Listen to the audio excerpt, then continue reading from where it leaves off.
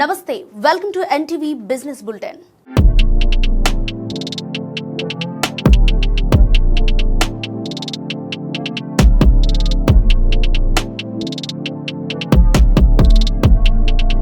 Business bulletin లో ముందుగా latest developments ని చూద్దాం. దేశీయ స్టాక్ మార్కెట్ లో ఈ రోజు జోష్ కనిపిస్తోంది. ట్రేడింగ్ కి మంచి ఆరంభం లభించింది. దీంతో అన్ని సూచీలు ఆకుపచ్చ రంగులోని భారీ లాభాలతోనే మొదలయ్యాయి. ఇప్పుడు ఆ వివరాల్లోకి వెళ్దాం. సెన్సెక్స్ 26 పాయింట్లకు పైగా లాభపడి 84,654.40 వద్ద ప్రారంభమైంది. నిఫ్టీ దాదాపు 46 పాయింట్లు పెరిగి 25,982 పాయింట్ల వద్ద స్టార్ట్ అయింది. ఇక నిఫ్టీ మిడ్ క్యాప్ అయితే 74 పాయింట్లకు పైగా గెయిన్ అయి 59,839.60తో లాంచ్ అయింది. నిఫ్టీ బ్యాంక్ 102 పాయింట్లకు పైగా ప్లస్ అవటంతో 58,316.30 వద్ద శ్రీకారం చుట్టింది. ఇక రూపాయి మారకం విలువ 88.21 వద్ద ఉంది. ఇక ఏఎంసీలు నష్టాల్లో నడుస్తున్నాయి. ఈ జాబితాలో HDFC, Aditya Birla Sun Life, Canara Robeco ఉన్నాయి. M&M ఫైనాన్షియల్ షేర్ విలువ 5% గ్రో అయింది. ఇక బ్లూ డాట్, DCM శ్రీరామ్ స్టాక్స్ వాల్యూ 10% వరకు వృద్ధి చెందాయి.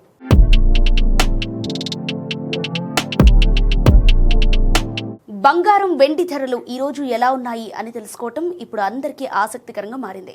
పెళ్లిళ్లు, శుభకార్యాల సందర్భాల్లో కొనుగోలు చేయడంతో పాటు పెట్టుబడి సాధనంగా పుత్తడిని భావిస్తుండటంతో ఈ లోహాల విలువ పెరుగుతోంది. ఇక ఇవాళ వీటి ధరలు ఏపీ, తెలంగాణలోని ప్రధాన నగరాల్లో ఏ మేరకు పలుకుతున్నాయో చూద్దాం. రాత్రి మార్కెట్ ముగిసే సమయం వరకు బంగారానికి సంబంధించి 22 క్యారెట్ల 10 గ్రాముల ధర, వెండికి సంబంధించి కిలో రేటు గురించి చెప్పుకుందాం. బంగారం హైదరాబాద్లో 1,12,650, ఇక వెండి 1,48,300, విజయవాడలో బంగారం 1,15,620, వెండి 1,48,200 దగ్గర చేరుకుంది. ఇక ప్రొద్దుటూరులో బంగారం 1,10,400 రూపాయలుంది, వెండి 1,47,800. ఇక రాజమహేంద్రవరంలో బంగారం 1,10,750 వద్ద కొనసాగుతోంది. ఇక వెండి 1,65,000 రూపాయలు. ఇక విశాఖపట్నంలో బంగారం 1,12,250, వెండి 1,55,000. బంగారం, వెండి ధరలు గ్లోబల్ మార్కెట్కి అనుగుణంగా పెరుగుతూ తగ్గుతూ ఉంటాయి.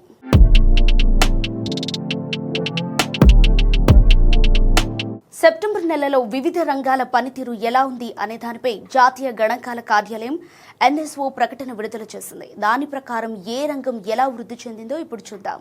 దేశంలో పారిశ్రామికోత్పత్తి వృద్ధి 4% నమోదైంది. GST రేట్లు తగ్గటం, పండుగ సీజన్ నేపథ్యంలో తయారీ రంగం ఆకర్షణీయ పనితీరు కనబర్చిందని NSO తెలిపింది. ఇక గనుల ఉత్పత్తి 0.4% క్షీణించింది. విద్యుత్ ఉత్పత్తి వృద్ధి 0.5% నుంచి 3.1% పెరిగింది. భారీ యంత్ర పరికరాల రంగ ఉత్పత్తి 4.7% వృద్ధి చెందింది. మన్నికైన వినియోగ వస్తువుల ఉత్పత్తి 10.2% పెరిగింది. నిర్మాణ, మౌలిక రంగాల ఉత్పత్తి 3.5% నుంచి 10.5% పెరిగింది. ఏప్రిల్, సెప్టెంబర్లలో పారిశ్రామిక ఉత్పత్తి 3% వృద్ధి చెందింది.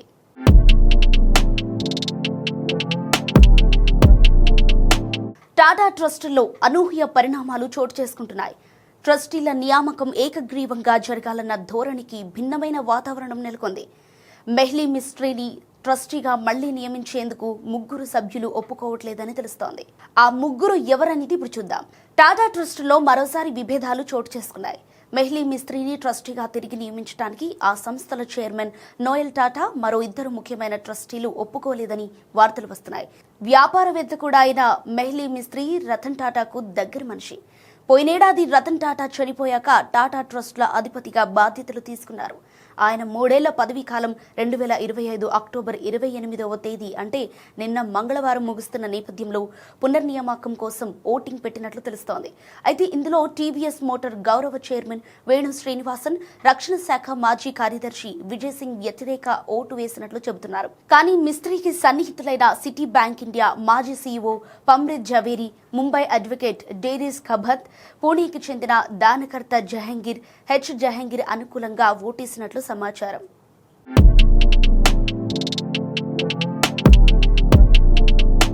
ఆర్టిఫిషియల్ ఇంటెలిజెన్స్ సంస్థ చాట్‌జీపీటీ గో కీలక ప్రకటన చేసింది. ఇండియాలోని కస్టమర్లకు తమ సేవలను ఏడాది పాటు ఉచితంగా అందించనున్నట్లు తెలిపింది.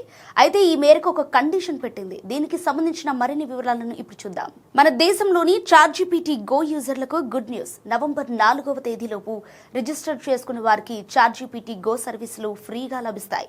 ఆ రోజు బెంగళూరులో తొలిసారిగా జరగనున్న open AI dev day exchange program సందర్భంగా ఈ ఉచిత సేవలను ప్రారంభిస్తారు.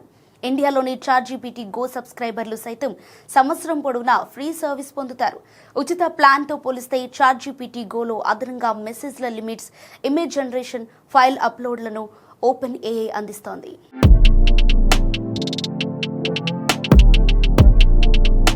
ప్రయాణికుల విమానాలను ఇండియాలోనూ తయారు చేయాలన్న కల నెరవేరబోతోంది. తక్కువ దూర ప్రయాణాలకు ఉపయోగపడి 2 ఇంజిన్ల నేరో బాడీ S-100 ఫ్లైట్లను మనమే రూపొందించబోతున్నాం. ఈ మేరకు రూట్ క్లియర్ అయింది. ఆ వివరాల్లోకి వెళితే Russia company United Aircraft కార్పొరేషన్తో భారత ప్రభుత్వ రంగ సంస్థ హిందుస్థాన్ ఏరోనాటిక్స్ లిమిటెడ్ HCL ఒప్పందం కుదుర్చుకుంది. దీని ప్రకారం H-100 విమానాలను మన దగ్గర తయారు చేస్తారు. ఈ మోడల్ విమానాలు ఇప్పటి వరకు 200 తయారు కాగా 16 విమానయాన సంస్థలు వాడుతున్నాయి. ఈ విమానాలను తయారు చేసే హక్కులు HCL కు దక్కనున్నాయి. ఈ చిన్న సైజు విమానాలు వచ్చే 10 ఏళ్లలో 200 అవసరమవుతాయని అంచనా వేస్తున్నారు. హిందూ మహాసముద్ర ప్రాంత పర్యాటక ప్రదేశాలకు సేవలందించేందుకు మరో 350కి పైగా విమానాలు కావాలి. 103 మందికి ప్రయాణించే సామర్థ్యం కలిగిన ఈ ఫ్లైట్ల మెయింటెనెన్స్ ఖర్చు కూడా తక్కువే.